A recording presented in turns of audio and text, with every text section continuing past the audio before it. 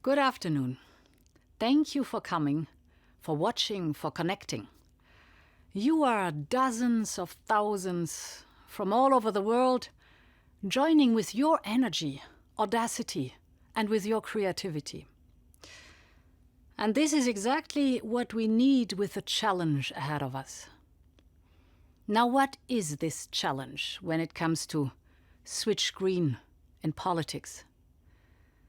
Our challenge is to turn our words into action. We need to implement the Paris Agreement fully. And how do we do it? At European level, our answer is the European Green Deal. The European Green Deal is my Commission's roadmap to a very clear objective: making Europe the first carbon-neutral continent in the world by 2050. And this means putting on the table a broad and unprecedented green agenda, green legislative proposals, a green budget. This we have already started to do.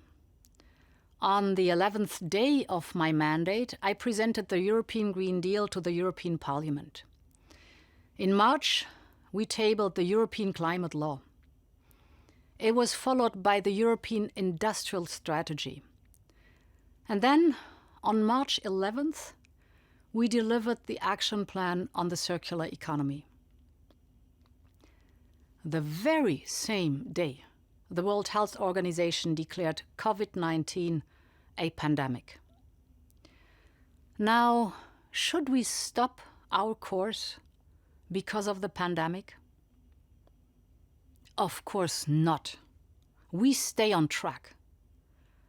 And this is why we also adopted our Farm to Fork strategy and our biodiversity strategy for 2030 and the European strategies for energy, system integration and hydrogen. We are staying the course because all these issues are interrelated: biodiversity and pandemic, energy and climate, food and health. We have started and we will continue. Only this morning I delivered the State of the Union speech before the European Parliament and my vision for Europe which overcame the pandemic. The European Green Deal is an indispensable building block of Europe's future. Many are asking, will we have the money for the required investment? And yes, we will. 30% of the Recovery Fund, Next Generation EU and our long-term budget will be reserved for climate goals and green projects. This is around 600 billion euros. And if we get it right, Next Generation EU can be one of the largest stimuli for investment and reforms in the world. It will provide massive investment in renewables, grid infrastructure, sustainable transport, energy-efficient buildings, but also artificial intelligence, industrial digitization, the rollout of 5G, you name it. So we are doing our share.